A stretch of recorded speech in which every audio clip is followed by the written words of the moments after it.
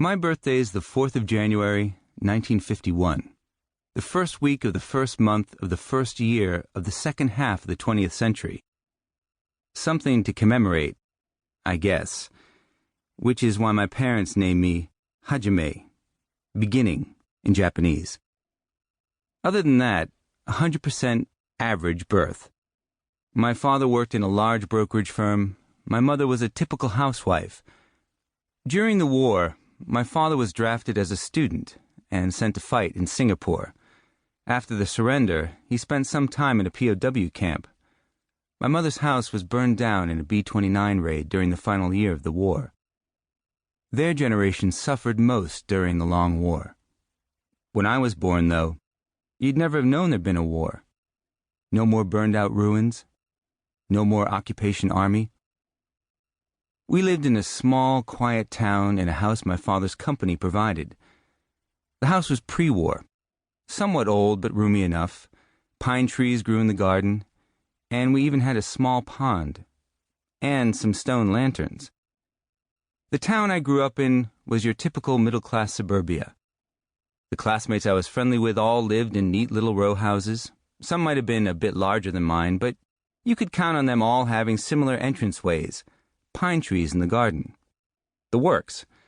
My friends' fathers were employed in companies or else were professionals of some sort. Hardly anyone's mother worked. And most everyone had a cat or a dog. No one I knew lived in an apartment or a condo.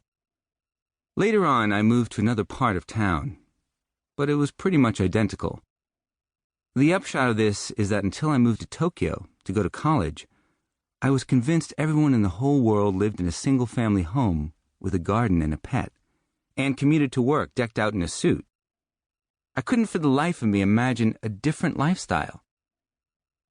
In the world I grew up in, a typical family had 2 or 3 children. My childhood friends were all members of such stereotypical families.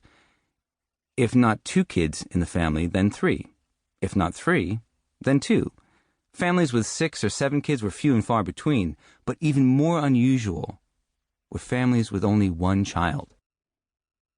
I happened to be one of the unusual ones, since I was an only child.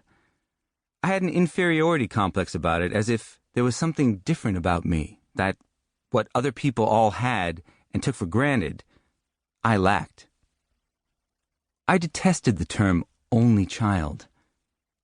Every time I heard it, I felt something was missing from me, like I wasn't quite a complete human being. The phrase, only child, stood there, pointing an accusatory finger at me. Something's not quite all there, pal, it told me. In the world I lived in, it was an accepted idea that only children were spoiled by their parents, weak and self-centered. This was a given, like the fact that the barometer goes down the higher up you go, and the fact that cows give milk. That's why I hated it whenever someone asked me how many brothers and sisters I had. Just let them hear I didn't have any, and instinctively they thought, an only child, eh? Spoiled, weak, and self-centered, I betcha. That kind of knee-jerk reaction depressed me and hurt.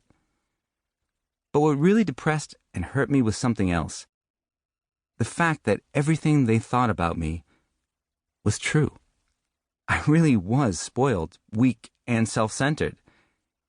In the 6 years I went to elementary school, I met just one other only child, so I remember her. Yes, it was a girl, very well. I got to know her well, and we talked about all sorts of things. We understood each other. You could even say, I loved her. Her last name was Shimamoto. Soon after she was born, she came down with polio, which made her drag her left leg. On top of that, she transferred to our school at the end of 5th grade. Compared to me then, she had a terrible load of psychological baggage to struggle with. This baggage, though, only made her a tougher, more self-possessed only child than I could ever have been. She never whined or complained, never gave any indication of the annoyance she must have felt at times.